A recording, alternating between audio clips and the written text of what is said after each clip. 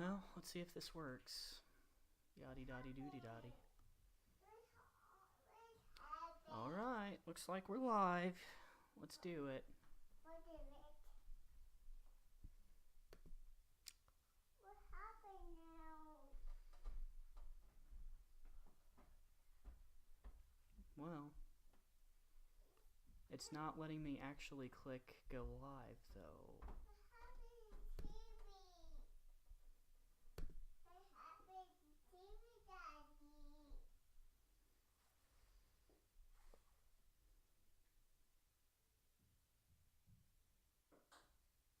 It's a video or something.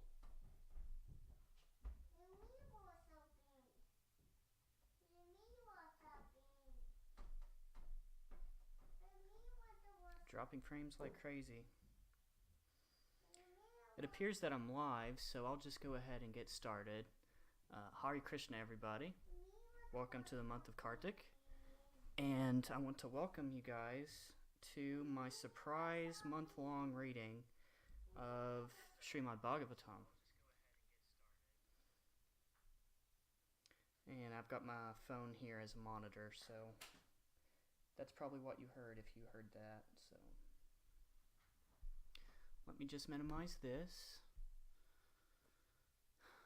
And I would like to start by offering my humble obeisances to Lord Sri Krishna, Sri Radharani, and our first Acharya, Lord Brahma, and the goddess of knowledge, Saraswati, Ready, come on. and also Daddy, ready, come on. Bhaktisiddhanta Saraswati. My wife is asking, where's Gavin? He's right next to me. He's watching Baby Boss. And I would also like to offer my obeisances to Bhaktivedanta Srila Prabhupada and the assembled devotees. So again, welcome. So I'm just going to jump in here to Srimad Bhagavatam, where I actually am in my current read-through. So I'm only in the first canto still, but on chapter 12 now. And basically up to this point, this chapter is about... Here's your battery. This chapter is about the birth of King Parikshit, who is basically kind of the main character of Srimad Bhagavatam, if you didn't know. It starts out with him basically being poisoned, and he's given 7 days left to live. What is it?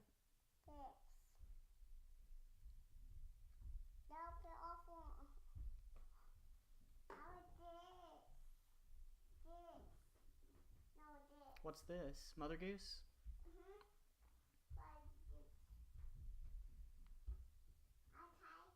Are you going to be happy with this? Alright, Daddy's busy, okay? So the Srimad Bhagavatam starts off with Emperor Parikshit. He is basically cursed with 7 days left to live. So what he does, he goes and basically fasts to death in the forest with some sages, assembled devotees there. Hari Bol Edwin, welcome.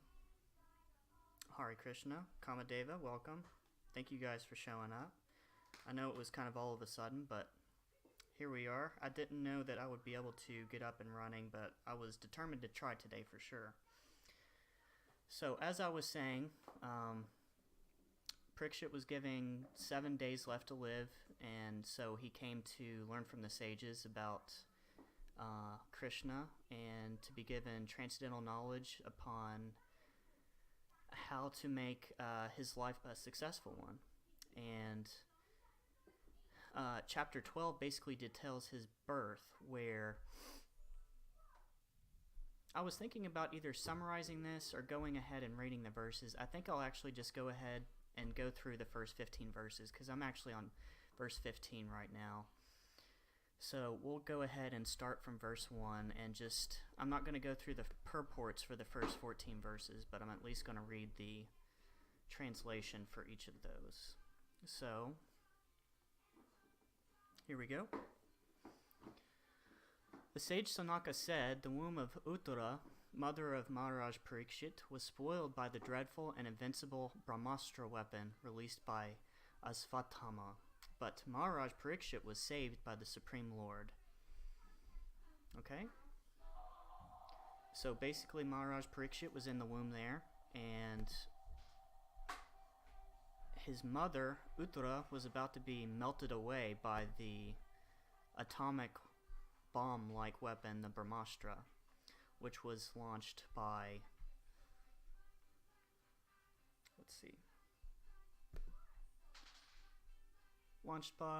Asvatthama. Yes, that's right. Okay, verse 2. How was the great Emperor Parikshit, who was a highly intelligent and great devotee, born in that womb? How did his death take place, and what did he achieve after his death?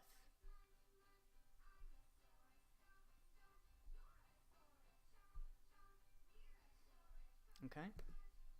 Verse 3. We all respectfully want to hear about him, Maharaj Parikshit, to whom Shukadeva Goswami imparted transcendental knowledge. Please speak on this matter. So basically, since the beginning of the Srimad Bhagavatam, they were trying to get back to this point. And so chapter 12 is kind of where the Srimad Bhagavatam really begins, because the first 11 chapters, when the sages got together, it was kind of a roundabout. They kind of got distracted on different topics.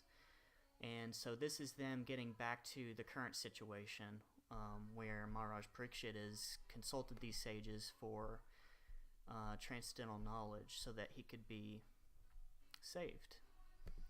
And verse 4 here says, Sri Shuta Goswami said, Emperor Yudhishthira administered generously to everyone during his reign. He was exactly like his father. He had no personal ambition and was freed from all sorts of sense gratification because of his continuous service unto the lotus feet of Lord Sri Krishna. So it says here that Lord Parikshit Maharaj very much took after his father. I have a few friends that are very much this way, take after their fathers. I actually take after my own mother. So, basically, he was one of the last real holy kings before the Kali Yuga.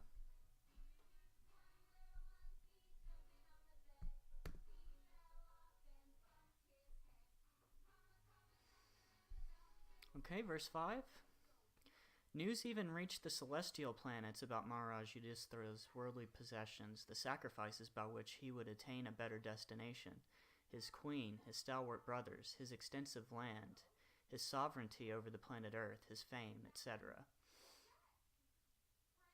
So very much so, if you have a person who does great things, great deeds, their reputation spreads, even in this day and age when everyone on Earth is so fallen.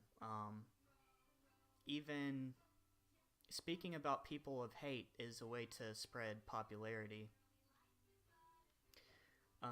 But towards the beginning of the Kali Yuga, things were a little bit less deteriorated than they are now. So still, people got the most fame by doing actual good things. And Maharaj Yudhishthira here was so good that his fame spread all the way to the Lokas, where the demigods live. So not only across the entire Earth, but all the way into the spiritual sky. Gavin? Are you in the fridge? 1 second. Close the fridge. What do you want? You want crackers? There's no crackers in there.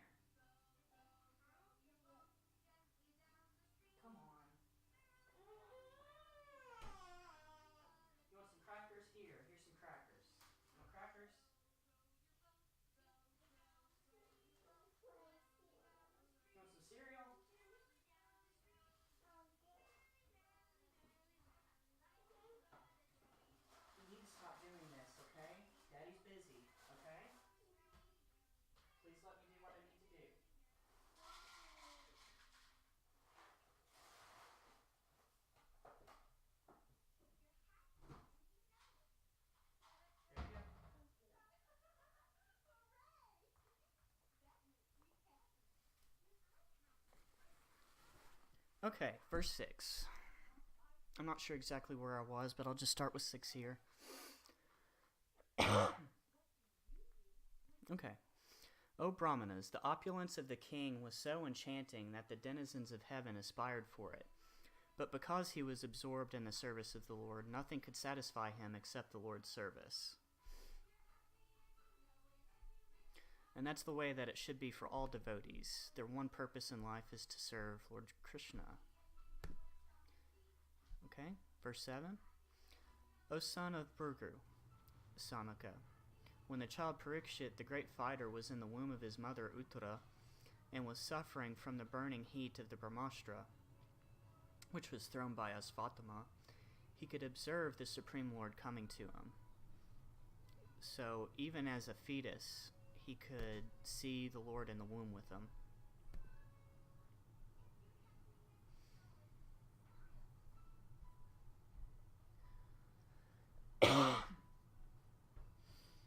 Kamadeva says, very glad that you are covering this topic. Thank you for commenting. I'm not sure exactly what topic I'm getting into yet because I'm still just reading through this for myself, but you guys can study along with me, hopefully. Okay. Let's see. Verse 8 here. He, the Lord, was only thumb high, but he was all transcendental. He had a very beautiful, blackish, infallible body, and he wore a dress of lightning yellow and a helmet of blazing gold. Thus he was seen by the child. So this, obviously this has to do, how he appears to Maharaj Parikshit here probably plays some type of importance.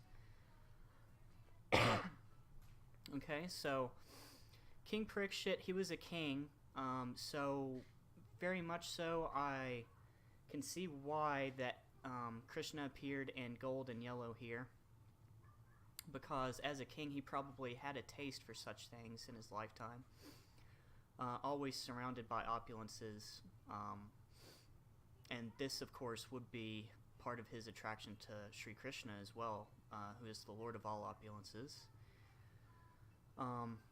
And he appears here, notice, in his blackish body. So this means that his Brahmajyoti was not shining. So Lord Parikshit was seeing Sri Krishna as Sri Krishna himself, the exact form, the Vigraha of Lord Sri Krishna. Okay?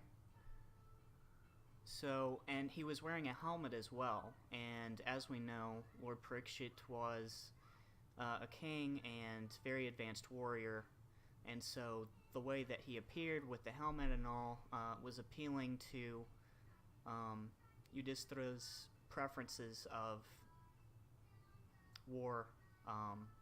warriors, and these kinds of things. So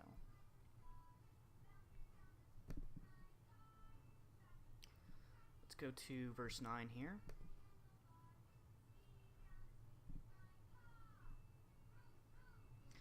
The Lord was enriched with 4 hands, earrings of molten gold, and eyes blood red with fury. As he loitered about, his club constantly encircled him like a shooting star. Okay.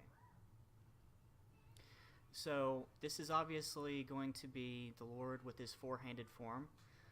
So Narayana. And he had earrings of molten gold. And he was enraged.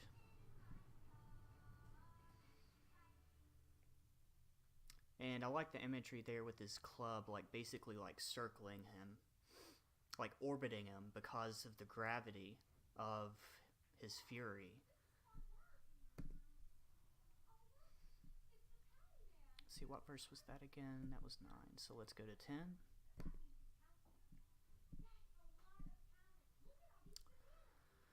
The Lord was thus engaged in vanquishing the radiation of the Brahmastra, just as the sun evaporates a drop of dew. He was observed by the child, who thought about who he was. Okay, so the Lord came into the womb to fight a battle. I think that's pretty clear at this point. He was enraged, and so he wanted to defend his devotee, Parikshit, who is in the womb, from the radiation of the Brahmastra. So, as it says in the Srimad Bhagavatam, I don't have a verse memorized or referenced specifically for this study, but it was said that, there was multiple times throughout the Bhagavad Gita where Krishna had to instill anger into Arjuna to stand up, gain courage, and fight the battle. You cannot fight a battle without anger. So Krishna shows up in the womb. He's angry. He's here to fight a battle. So he defends his devotee here against the Brahmastra. And it was just as easy as a sun evaporating a drop of dew.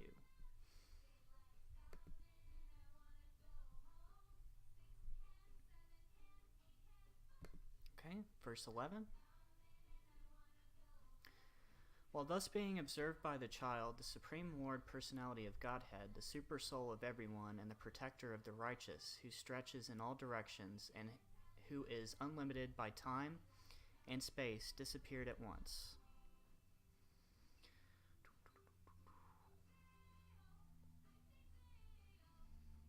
Okay, so as soon as this happened,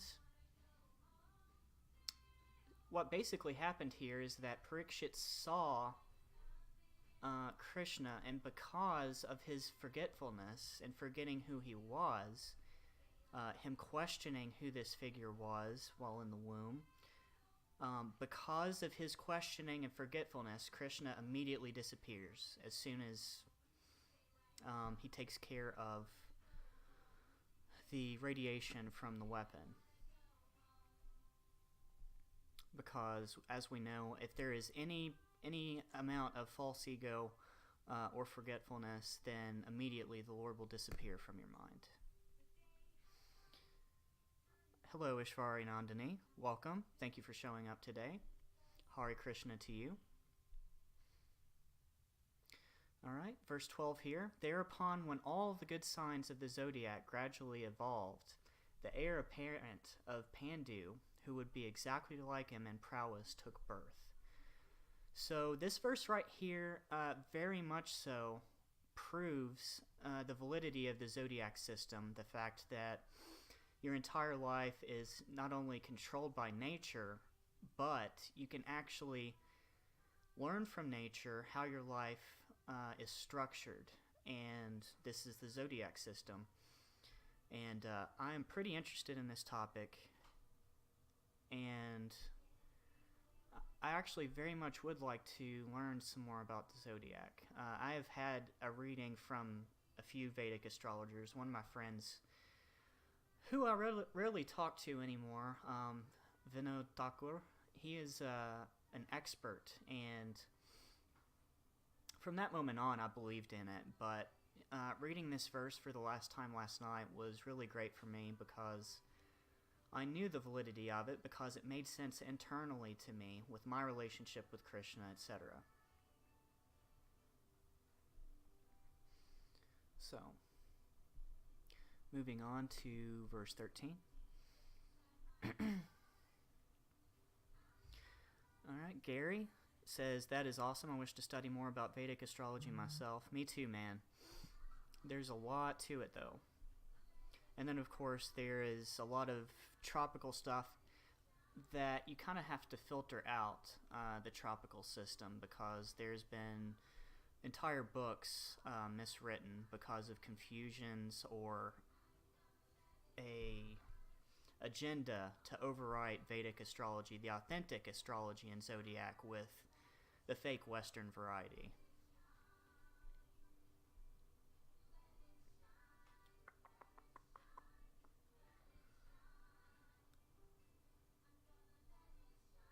Okay. Verse 13. King Yudhishthira, who was very satisfied with the birth of Maharaj Parikshit, had the purificatory process of birth performed. Learned Brahmanas, headed by Daumya and Kripa, recited auspicious hymns. Alright, so now it's jumping a little bit here, going straight to the birth. And the sages are singing hymns.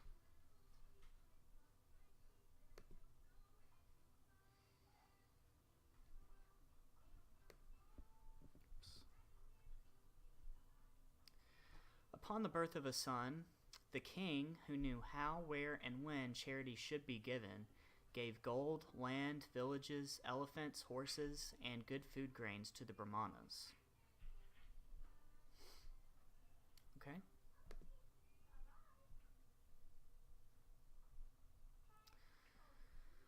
Now we're on verse 15, so I will start to give a terrible attempt at reciting the Sanskrit here, along with the English translations. I will end up butchering this pretty terribly, but if you guys are patient with me and can forgive me and realize that I am not a preacher yet, but very much working on doing so, partially by means of this video, I would greatly appreciate your patience here, very much so. Tam uchur brahmanas tusta rajanam prasrayanavitam esahai asmin praja tantau puranam paravarsabha. Okay? Tam, unto him, uchu, addressed, brahmana, the learned brahmanas. Tusta, very much satisfied.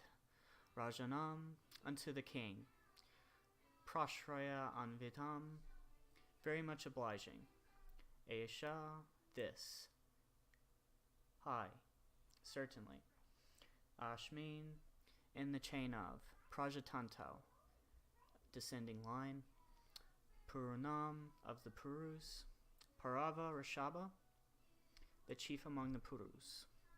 The learned Brahmanas, who were very satisfied with the charities of the king, addressed him as the chief among the Purus, and informed him that his son was certainly in the line of descent from the Purus. Okay? So the king receives authentication of Parikshit indeed being his son and in the line of authentic rulers there. Verse 16.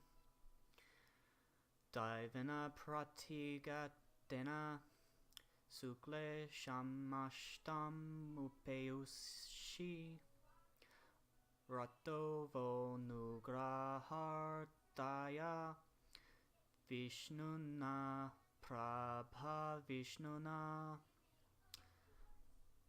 Daivana, by supernatural power. Pratigatena, by what is irresistible. Shukle, unto the pure. Shamstam, destruction. Upeyushi, having been enforced. Rata, restored. Va, for you. Anugraha artaya, for the sake of obliging.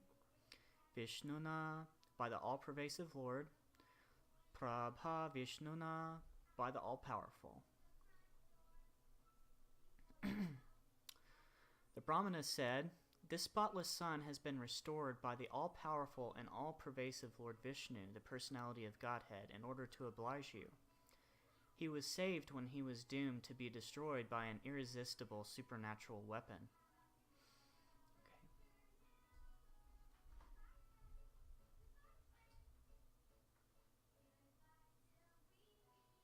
Okay, so this is the Brahmanas basically letting Lord Parikshit's father know that he was saved by the personality of Godhead in the womb. And the purport here says, the child Parikshit was saved by the all-powerful and all-pervasive Vishnu, Lord Krishna, for two reasons. The first reason is that the child in the womb of his mother was spotless due to his being a pure devotee of the Lord. The second reason is that the child was the only surviving male descendant of Puru, the pious forefather of the virtuous king Yudhishthira. The Lord wants to continue the line of pious kings to rule over the earth as his representatives for the actual progress of a peaceful and prosperous life. After the battle of Kurukshetra, even up to the next generation of Maharaj Yudhishthira was annihilated, and there was none who could generate another son in their great royal family. Maharaj Parikshit, the son of Abhimanyu, was the only surviving heir apparent in the family, and by the irresistible supernatural Brahmastra weapon of Ashvatthama, he was forced to be annihilated. Lord Krishna is described herein as Vishnu, and this is also significant. Lord Krishna, the original personality of Godhead, does the work of protection and annihilation in his capacity of Vishnu. Okay, so this is why Krishna appeared in the womb of Uttara as Narayana Vishnu, because he specifically acts in his role of protection as Godhead creator in the capacity as Vishnu. So, Lord Vishnu is the plenary expansion of Lord Krishna. The all-pervasive activities of the Lord are executed by him in his Vishnu feature. Child Parikshit is described here as spotlessly white because he is an unalloyed devotee of the Lord. So, Kamadeva, if you'll notice here the spotlessly white reference, it just seems like every time I read the Srimad Bhagavatam, it's always like Krishna directly talking to me and you. It's very interesting, the references, even through his pure devotees, such as Prabhupada, who wrote this purport, to talk to us. So I think there's something being communicated to us here. Such unalloyed devotees of the Lord appear on the earth just to execute the mission of the Lord. The Lord desires the conditioned souls hovering in the material creation to be reclaimed to go back home, back to Godhead, and thus he helps them by preparing the transcendental literatures like the Vedas, by sending missionaries of saints and sages, and by deputing his representative, the spiritual master. Such transcendental literatures, missionaries, and representatives of the Lord are spotlessly white because the contamination of the material qualities cannot even touch them. They are always protected by the Lord when they are threatened with annihilation. Such foolish threats are made by the gross materialists. The Brahmastra, which was thrown by Ashvatthama at the child Parikshit, was certainly supernaturally powerful, and nothing of the material world could resist its force of penetration. But the all-powerful Lord, who is present everywhere, within and without, could counteract it by his all-powerful potency, just to save a bona fide servant of the Lord and descendant of another devotee, Maharaj Yudhishthira, who was always obliged by the Lord by his causeless mercy.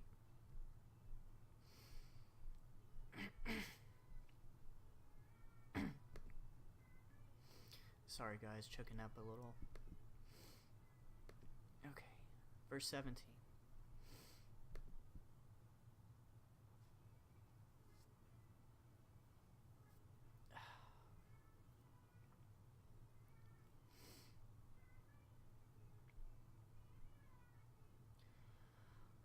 Okay.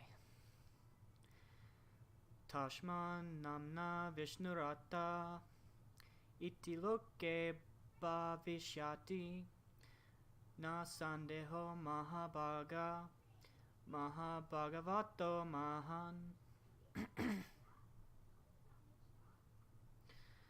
Tashmat, therefore, namna, by the name, Vishnurata, protected by Vishnu, the personality of Godhead, iti, thus, loke, in all the planets, bhavishyati, shall become well known, na, no, sandeha, doubts, mahabhaga, most fortunate, mahabhagavata, the first-class devotee of the Lord, mahan, qualified by all good qualities. Okay, translation. For this reason, this child will be well known in the world as one who is protected by the personality of Godhead. O most fortunate one, there is no doubt that this child will become a first-class devotee and will be qualified with all good qualities. Purport. The Lord gives protection to all living beings because he is their supreme leader.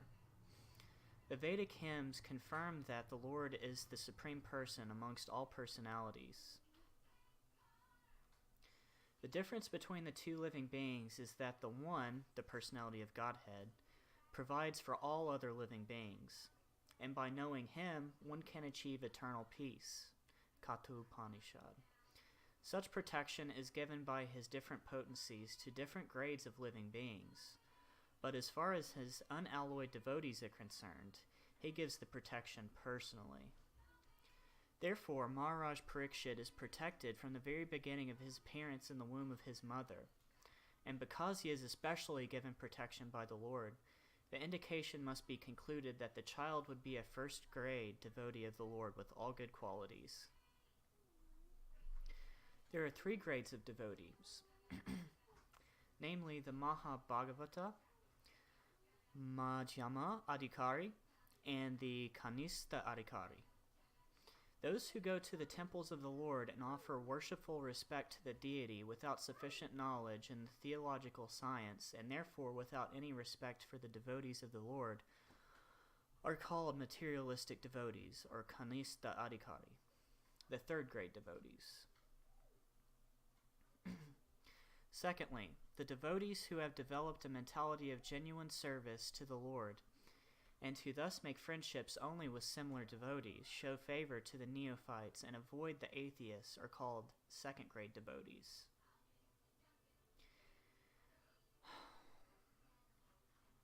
So as you can see here, even 2nd grade devotees will show favor to the neophytes, but in a lot of places nowadays, neophytes and new devotees are completely being ignored. I visited an ISKCON temple for the first time about a month and a half ago on Janmashtami in Columbus, Ohio. I gave my number and email address to a number of the senior devotees there at the temple, whether they were on the board or they were senior priests. Regardless, I haven't received any type of communication from any of them. And this is just as I suspected, because it's what I had heard from beloved devotees who I associate with. So in my own tests, they are proving to not even be 2nd grade devotees here. And I'm not saying that, as a whole, ISKCON is flat across the board like this, but my experience, my one lone experience, was not so great. Okay? But those who see everything in the Lord, or everything of the Lord, and also see in everything an eternal relation of the Lord, so that there is nothing within their purview of sight except the Lord, are called Mahabhagavatas, or the 1st grade devotees of the Lord. Such 1st grade devotees of the Lord are perfect in all respects. A devotee who may be in any of these categories is automatically qualified by all good qualities, and thus a Mahabhagavat devotee like Maharaj Parikshit is certainly perfect in all respects. And because Maharaj Parikshit took his birth in the family of Maharaj Yudhishthira, he is addressed herein as the Mahabhagavat, or the greatest of the fortunates. The family in which a Mahabhagavat takes his birth is fortunate because, due to the birth of a 1st grade devotee, the members of the family, past, present, and future, up to 100 generations, become liberated by the grace of the Lord out of respect for his beloved devotee.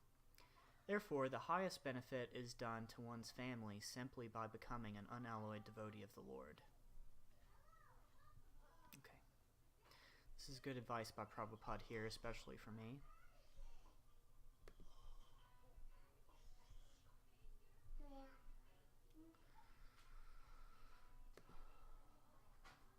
Oops.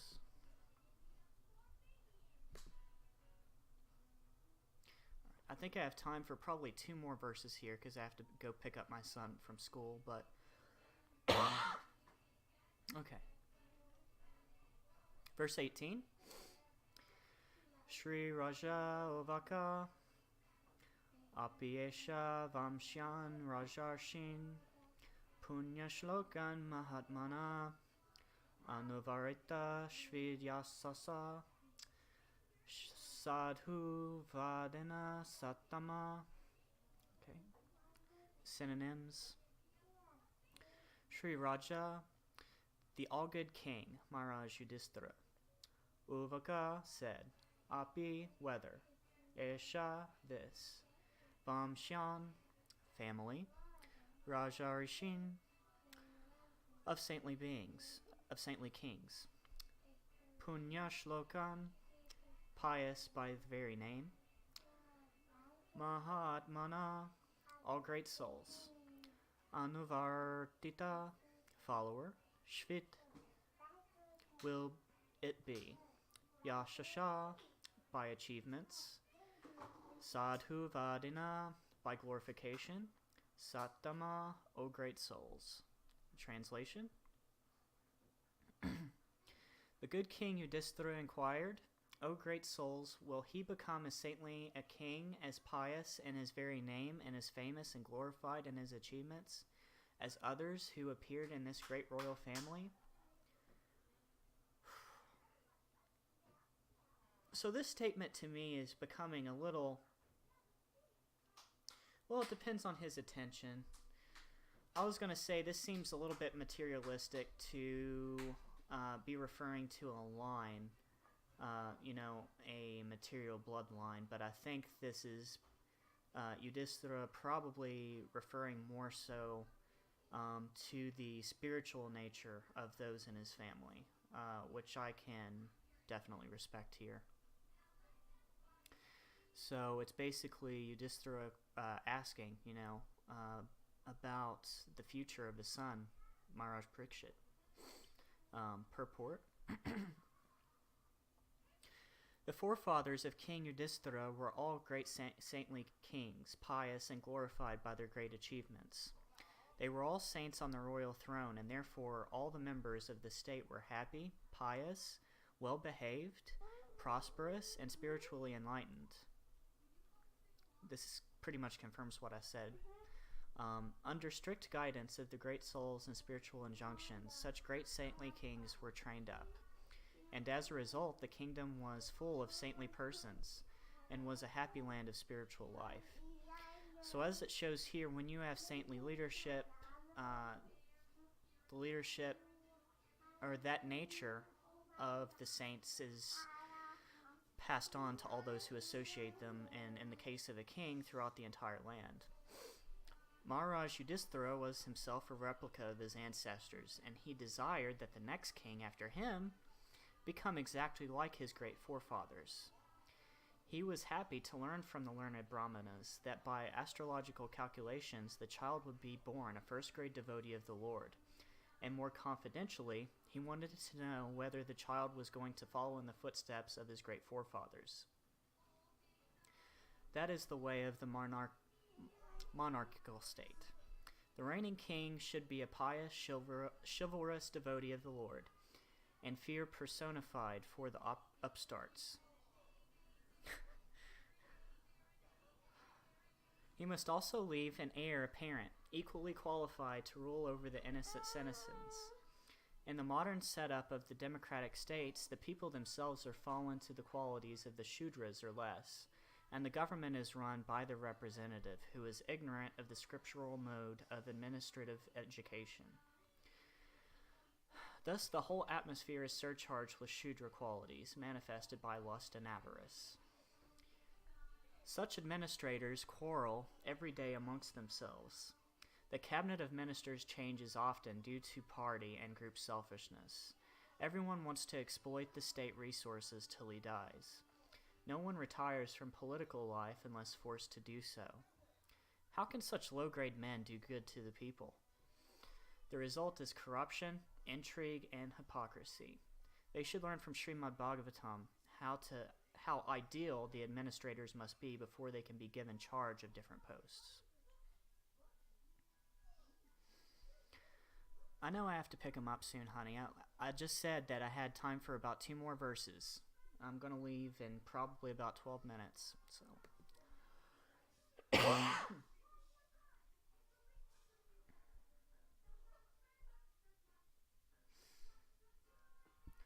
Okay.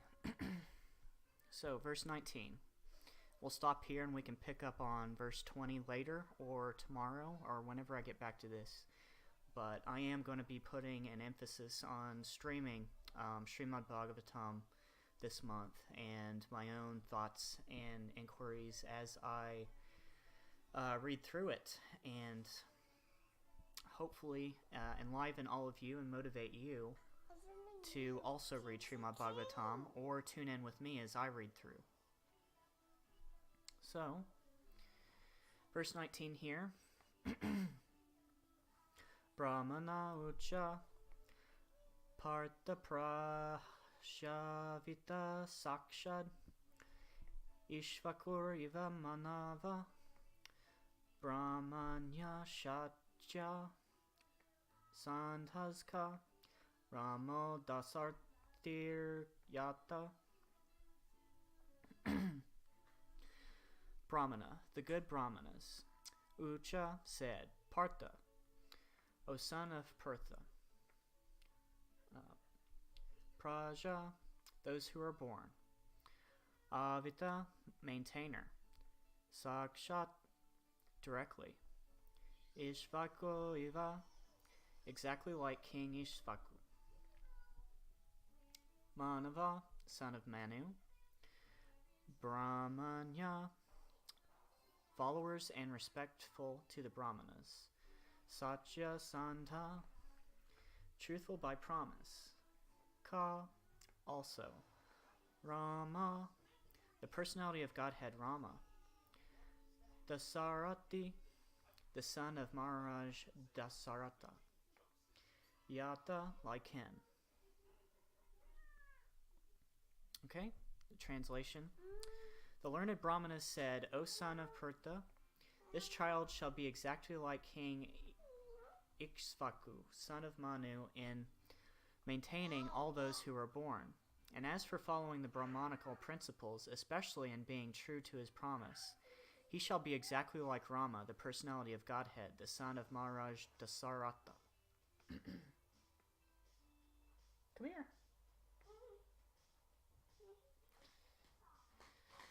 Okay, so this is the Brahmanas basically answering his question, confirming that his son is indeed another pure devotee in the line. And the purport says,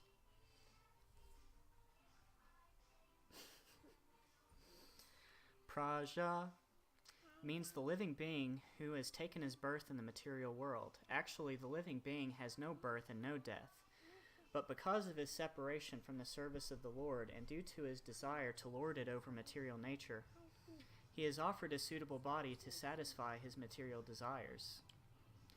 In doing so, one becomes conditioned by the laws of material nature. He has offered a suitable body to satisfy his material desires. In doing so, one becomes conditioned by the laws of material nature, and the material body is changed in terms of his own work. The living entity thus transmigrates from one body to another in 8,400,000 species of life.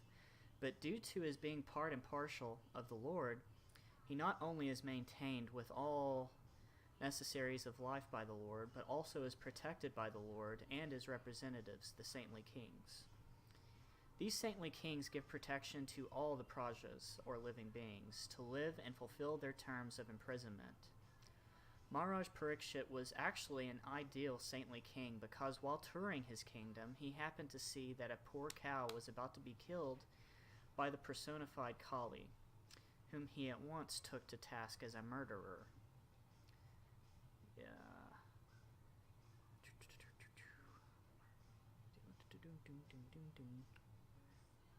Yeah, I remember this story actually.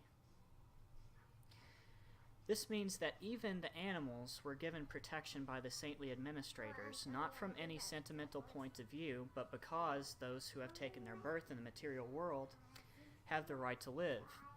All the saintly kings, beginning from the king of the sun globe down to the king of the earth, are so inclined by the influence of the Vedic literatures. The Vedic literatures are taught in higher planets also, as there is reference in the Bhagavad Gita. About the teachings to the sun god, Vivashvan. by the Lord, and such lessons are transferred but by disciplic succession. Okay? As it was done by the sun god to his son Manu, and from Manu to Maharaj Ishvaku. There are 14 Manus in one day of Brahma. Where am I?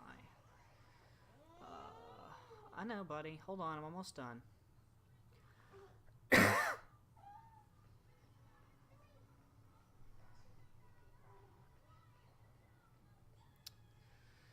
There are 14 Manus in one day of Brahma, and the Manu referred to herein is the seventh Manu, who is one of the Prajapatis, those who create progeny. And he is the son of the sun god. He is known as the Vaivasvata Manu. He had 10 sons, and Maharaj Ikshvaku is one of them. Maharaj Ikshvaku also learned Bhakti Yoga as taught in the Bhagavad Gita from his father, Manu, who got it from his father, the sun god. Later on, the teaching of the Bhagavad Gita came down by disciplic succession from Maharaj Ikshvaku, but in course of time the chain was broken by unscrupulous persons, and therefore it again had to be taught to Arjuna on the battlefield of Kurukshetra. So all the Vedic literatures are current from the very beginning of creation of the material world, and thus the Vedic literatures are known as Apaurushaya, not made by man. The Vedic knowledge was spoken by the Lord and first heard by Brahma, the first created living being within the universe. Maharaj Ikshvaku, one of the sons of Vaivasvata Manu. He had 100 sons. He prohibited meat eating. His son Shashada became the next king after his death. Manu. The Manu mentioned in this verse as the father of Ikshvaku is the seventh Manu of the name Vaivasvata Manu, the son of sun god Vivashvan, to whom Lord Krishna instructed the teachings of Bhagavad Gita prior to his teaching them to Arjuna. Mankind is the descendant of Manu. This Vaishvata Manu had 10 sons named Ikshvaku, Nabaga, Drishta, Saryati, Narishyanta, Nabaga, Dishta, Karusha, Prashadra, and Vashuman.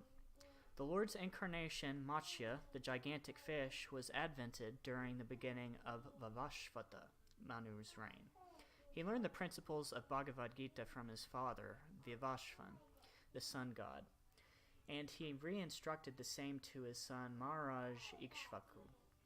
In the beginning of the Treta Yuga, the sun god instructed devotional service to Manu.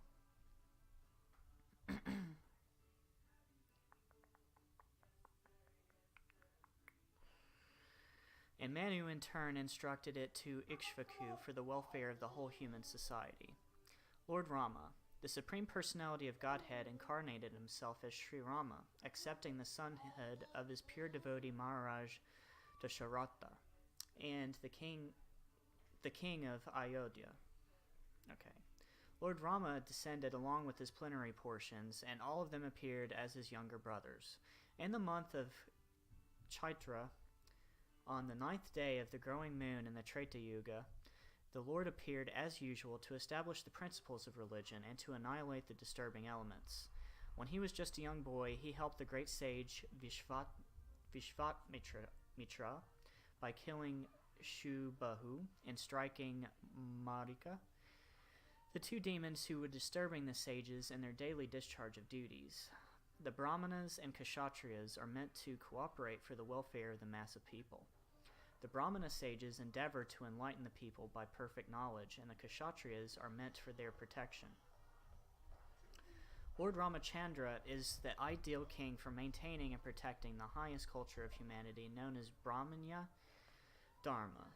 The Lord is specifically the protector of the cows and the Brahmanas, and hence he enhances the prosperity of the world. He rewarded the administrative demigods by effective weapons to conquer the demons through the agency of Vishvamitra. He was present in the bow sacrifice of King Janaka, and by breaking the invincible bow of Shiva, he married Sita Devi, daughter of Maharaj Janaka. After his marriage, he accepted exile in the forest for 14 years by the order of his father, Maharaj Dasarata. To help the administration of the demigods, he killed 14,000 demons, and by the intrigues of the demons, his wife Sita Devi was kidnapped by Ravana. He made friendship with Sugriva, who was helped by the Lord to kill Vali, brother of Sugriva. By the help of Lord Rama, Sugriva became the king of the Vanaras, a race of gorillas. The Lord built a floating bridge of stones, which still exists to this day, mind you, on the Indian Ocean and reached Sri Lanka, the kingdom of Ravana, who had kidnapped Sita. Later on, Ravana was killed by him, and Ravana's brother, Vibhishana, was installed on the throne of Lanka.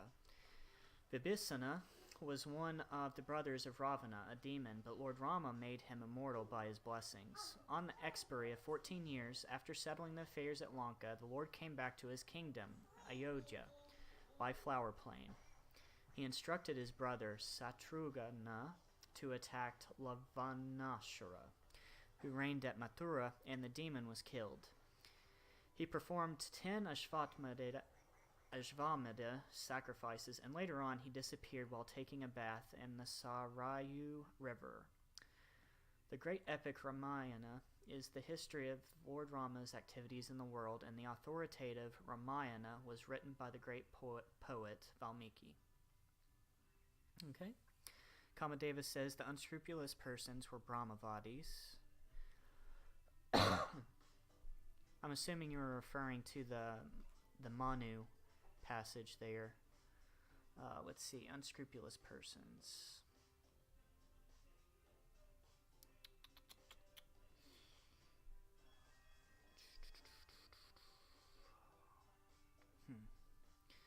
Let's do control find.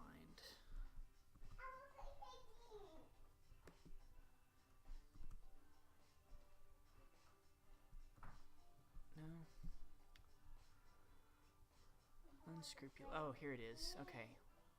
Later on, the teaching of the Bhagavad Gita came down by disciplic succession from Maharaj Ikshvaku, but in course of time, the chain was unbroken by unscrupulous persons. And yes, you confirm there that the unscrupulous persons were Brahmavadis. The chain of secession is never broken by anyone else but Brahmavadis, of course. You're correct there.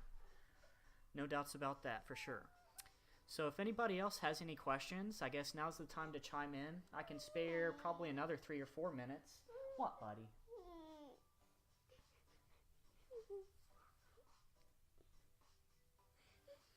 What are you crying about? Say Hare Krishna. Hare Krishna. Do it. Hare Krishna. Hare Krishna. Okay. He's shy. So, I had a lot of fun today, guys. I really miss being able to do this, and I would like to be able to do it more. Time constraints as a householder are a thing, but I think at the very least I could, because since I do have the entire physical set of Bhagavatams, at the very least, if I can't get my computer up and running, I can stream from my phone and just record the physical text as I'm reading. And at the very least, I could do that, 15, 20, 25 minutes a day, if not half an hour or an hour like I would like to. So, does anyone else have any questions? Or anything else they would like to discuss?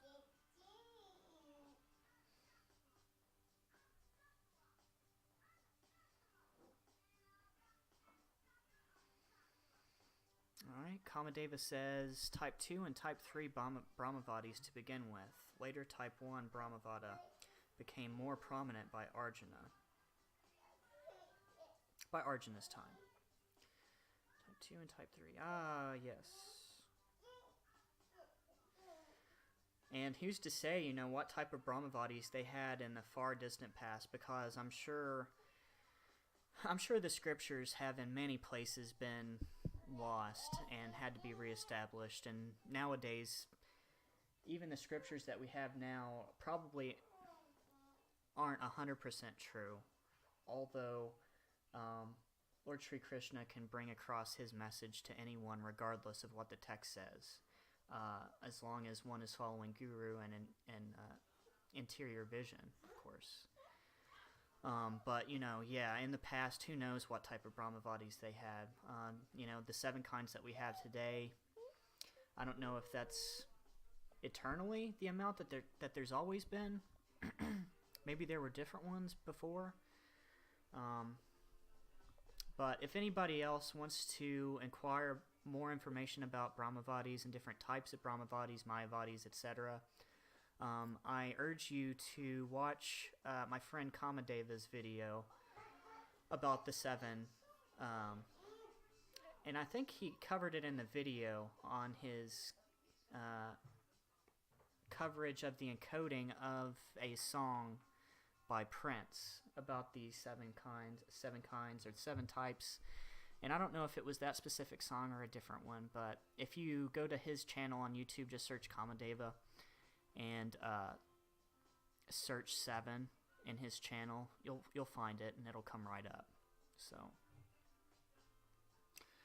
thank you guys for being here today, and I very much look forward to keep doing this hopefully every day of the month of Kartik.